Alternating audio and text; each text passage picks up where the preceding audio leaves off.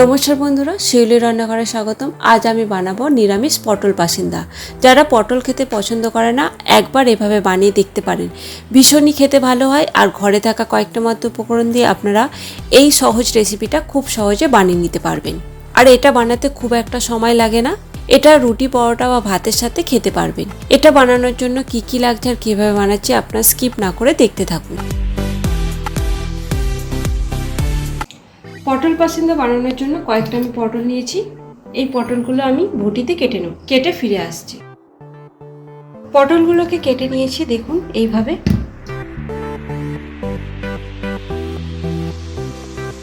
এবার একটা ছুরির সাহায্যে এইভাবে একটু কেটে দেবো, দেখুন এইভাবে। প্রতিটা পটলের গায়ে এইভাবে একটু চিড়ে দিতে হবে।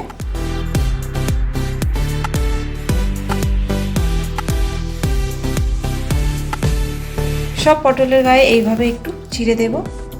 প্রতিটা পটলের গায়ে এইভাবে চিড়ে নিয়েছি। এবার এতে লবণ দিয়ে দেব, হলুদ দিয়ে দেব। এবার পটলের গায়ে ভালো করে মাখিয়ে নিতে হবে।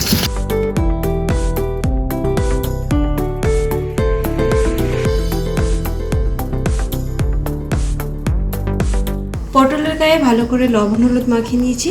এই রেসিপিটার জন্য একটা গুঁড়ো মশলার পেস্ট বানিয়ে নেব। গুঁড়ো মশলার পেস্ট বানানোর জন্য লাগছে আদা বাটা, হলুদ গুঁড়ো, লঙ্কা গুঁড়ো, জিরে গুঁড়ো, ধনে গুঁড়ো, কাশ্মীরি লাল লঙ্কার গুঁড়ো। এবার এতে জল দিয়ে গুঁড়ো মশলাটাকে ভালো করে গুলে নিতে হবে। ভালো করে মিশিয়ে নিতে হবে।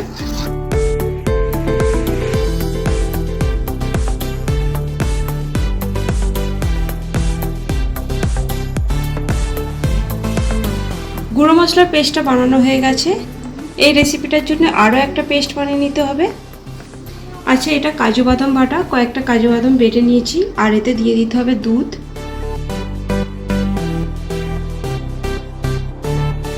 দুধ আর কাজু বাদামটা ভালো করে মিশিয়ে নিতে হবে।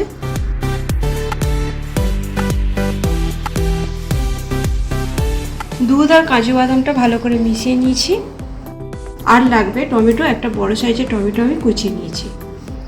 সব কিছু আমি রেডি করে নিয়েছি। এবার আমি রান্নাটা শুরু করে দেব। কড়াতে সর্ষের তেল দেব। আজ আমি সর্ষের তেলে রান্নাটা করে দেখাবো। তেলটা ভালো করে গরম করে নিতে হবে।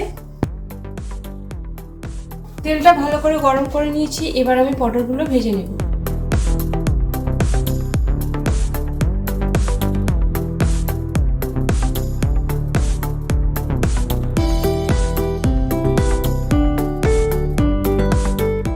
ভাজা হয়ে গেছে, এবার উল্টে দেবো।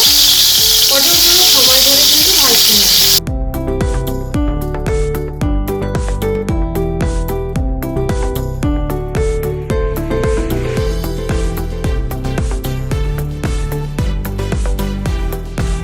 পটলগুলো আমার ভাজা হয়ে গেছে, এবার তুলে নেব।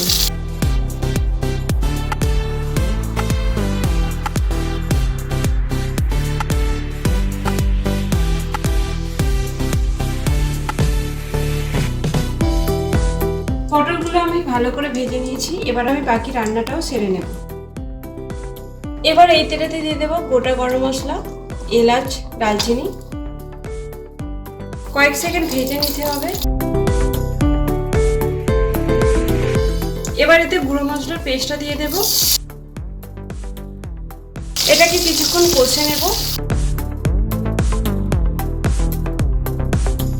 গ্যাসের আঁচটা কমিয়ে কিন্তু কষতে হবে। মশলাটাকে কষে নিয়েছি। এবার এতে টমেটো কুচি দিয়ে দেব, লবণ দিয়ে দেব। এবার টমেটোটাকে ভালো মতো সেদ্ধ করে নিতে হবে। গ্যাসের আঁচটা একটু বাড়িয়ে দেব।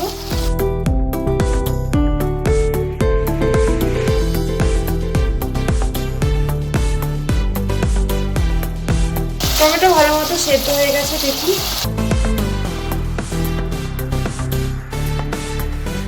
এবার এতে কাজু বাদাম, দুধটা দিয়ে দেব।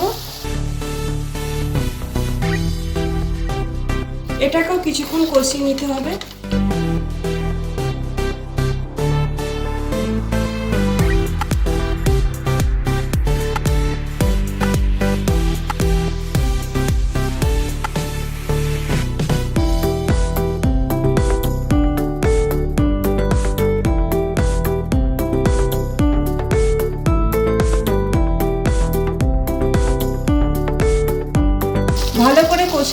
দেখুন তেল ছাড়তে শুরু করেছে। এবার ভেজে রাখা পটলগুলো দিয়ে দেবো। এবার মশলার সাথে ভালো করে কষে নিতে হবে।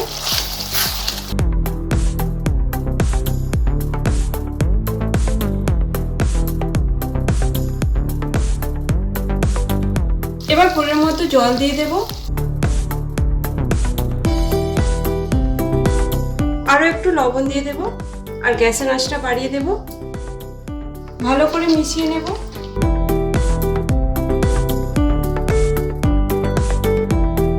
গ্যাসের আঁচটা লো টু মিডিয়ামে রেখে ঢাকনা দিয়ে কিছুক্ষণ রান্না করে নেব। 5 মিনিটের মতো ফুটিয়ে নিয়েছি। এবার ঢাকনা খুলে দেখে নেব। এবার পটলটা সেদ্ধ হয়েছে কিনা দেখে নেব। হ্যাঁ, পটলটা পুরোপুরি সেদ্ধ হয়ে গেছে। রান্নাটা প্রায় তৈরি হয়ে এসেছে। কাসুরি মেথি দিয়ে দেবো, হাতে একটু ঘষে, আর দিয়ে দেব আর সামান্য ঘি দিয়ে দেব। ভালো করে মিশিয়ে নেব।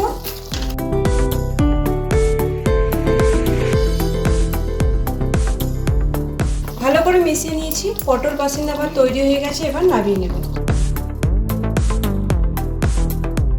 পটল পাসিন্দা বানানো কতটা সোজা সেটাই আজ আমি আপনাদের বানিয়ে দেখালাম। দেখুন কত সুন্দর দেখতে লাগছে আর খেতে অসাধারণ হয়েছিল। আপনারা বাড়িতে একবার এভাবে বানিয়ে ফেলুন আর চটপট কমেন্ট করে জানান এই রেসিপিটা আপনাদের কেমন লাগলো।